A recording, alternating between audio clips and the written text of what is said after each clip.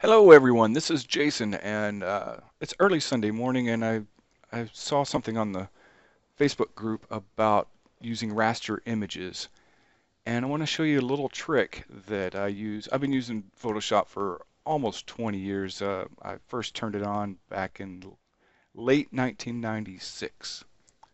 It was Photoshop 4, not CS4, Photoshop 4. So anyway, I'm not the best at Photoshop. I know how to use the tools and yeah, I can muddle around in it. So here's what I do. So first off, I want to show you this little template that I developed. Of course, it's 15 by 18 inches, and I did a few things to it just to set up a basic starting ground. So I have all these light teal colored lines are guides basically. So if I grab the marquee tool, I can stick to, well, I have that on fixed size. How about normal? So I can stick this to all my guides. And it's very useful for various reasons. I'll show you a few things. So 15 divided by 2 is 7.5. That's why this one is in the middle. Control D will deselect that selection that I did. Let's see what else. So like Chris said before, stick to about 12 by 12 inches on your design. And I actually took a measuring stick, no, a tape measure across my shirt itself and measured 12 by 12, and it is pretty much where you want to be. You don't want to go all the way into your armpits or all the way down past your, like if it's going to be tucked into your pants or something. So I gave it a little buffer of ½ inch on the top. 15 minus 3 inches for 12 is, yeah, it's way too early. I haven't had coffee yet. 15 minus 12 inches is 3 inches. So what does that mean? Come in on a margin of 1.5 inches here, and then again 1.5 inches here, which is 13.5. So remember the ½ inch margin from the top. So I've got 12.5 right here. So from here, marquee again, from here to here is 12 inches. Well, it's saying 11.970. What's next? Oh, so this point here is the center of 12 inches. This is 6 inches, and this is 6 inches. So 6-inch selection square right there, and then another 6-inch selection square right here. So if you're trying to center something, this point right here is your center point for a 12 by 12 image. This point here is the center point for the whole design. 18 inches tall, so that's 9 inches. This is your bottom point again for 12. And if you want, there is a ½ inch margin at the bottom if you really want to go that far. So that's where my basic layout starts. But back onto the raster images. So if you go over here, I just typed beach scene, Maldives. So I'm just going to go to this one. Well, let's copy this one. You can copy something straight from the internet. Copy image. Do not do this. Most of the things are going to be copyrighted, but this is just to show you what's going on. You can paste right. You copy it from your browser, and you can paste it right into Photoshop. But what you'll see is, hey, that's pretty small. So what do? You stick it. See the guides? They stick to it. Control T is going to. You can transform it. You can do it by actual whatevers. If you want to change the height, let's see. I'm just going to play around. You can skew it like that. Undo that. But what I really want to do is, what you should never do to a raster image is increase its size. So I'm going to grab this corner, but I'm also going to hold Shift and pull it across. And for some reason, I don't know why they don't do it. An image will stick to all your guides except for when you're resizing it like that. So you guys just kind of got to Come on, right, 12 inches right there. Bam. Hit enter or click this button here to accept it. But then what you're going to see, zoom in, okay, is it doesn't look near as good. Now this right here is going to be your JPEG artifacts, which don't ever, you want a good high quality image. But what you'll see in this, it's all muddy. And it's basically because Photoshop is interpolating what should go there. So if I have a red pixel and a blue pixel right next to each other, and then I increase it 200%, well, there's a pixel in between it now. So it's going to say, I think that should be purple. Well, maybe it shouldn't be purple. Maybe it should be something else. But you'll get all this muddiness like that. So this is what I'm going to do to fix that. Control : will get rid of my guides. I'm going to copy this layer. Let's say each scene. Pull it down to your new, and it'll duplicate it. I always keep the original, just in case I want to go back to it.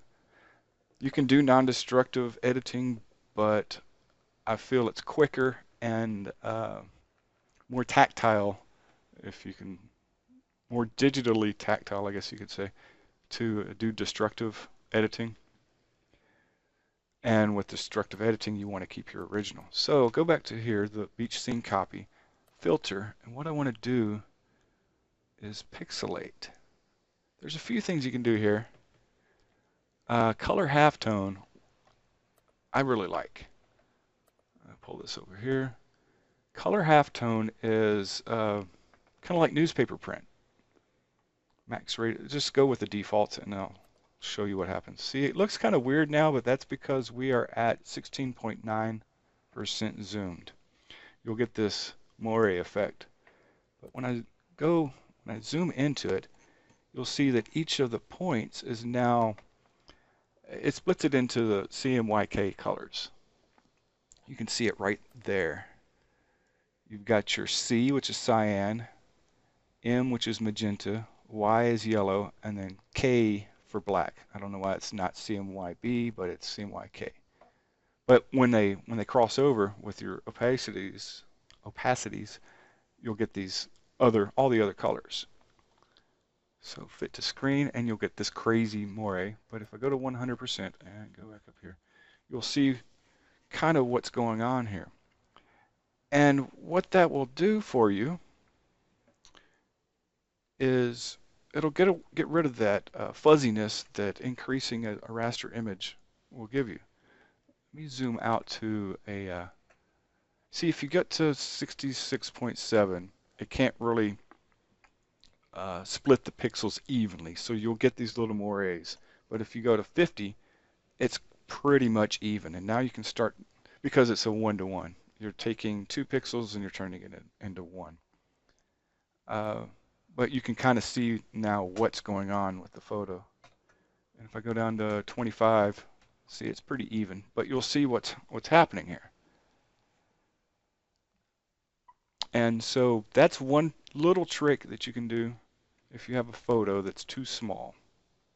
Now there's other things to do with this that you can make it, spice it up a little bit, because this is just bland. It's kind of crazy.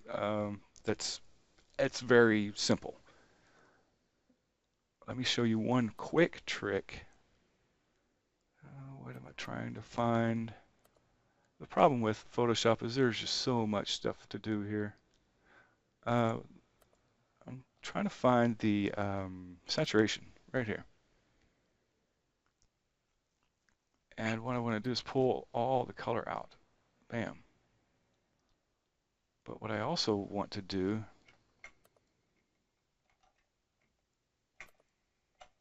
is link it to this. So the background of the actual t-shirt is still there. And if I pull it on black, you can see kind of what's going on here. And mimic white there.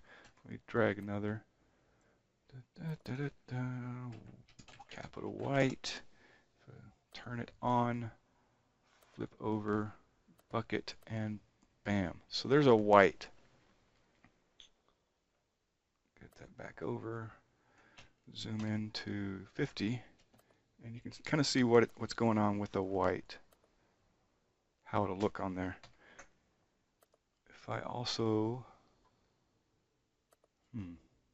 let's see what happens. So I want to put a border on it, but see, here's the original.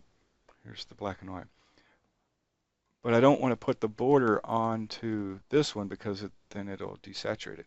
So I go to the original, stroke, 33 sounds good. Let me do just a different color. And now there's your beach scene. Ooh, you know what? How about, let's see. So go back to the beach scene, pick a color. Where's the eyedropper? Right there. 11 by 11 average of this blue. Now there's a nice blue that I have picked up. You go a little darker. Go 5 by 5. A little darker right there. Go into stroke. Change the color to this swatch. And now turn on the black and white. That's kind of goofy. But you see where I'm going with this. Ooh, you know what I could do? Now that that is hue and saturated, what I could do is color overlay of this blue. And then you say, well, it looks goofy. Well, ooh, what's going on here? I've never done it that way. Let me go to this way. So color overlay. This is new. I haven't used this version yet. But what you do is you can leave it 100%, but then go color here. So now, hey, what's going on there? That's kind of cool. So turn off the stroke. There's your blue halftone. It was a color halftone filter, but then it's kind of like I forget what it's called. It's a monotone. There's a duotone that you can do two colors, like if you want to blend between a green and a blue or something like that. So now your halftone looks kind of weird when it's really close up. Like really like what's going on there. But when you look at it full screen, you're like, hey, that's kind of cool.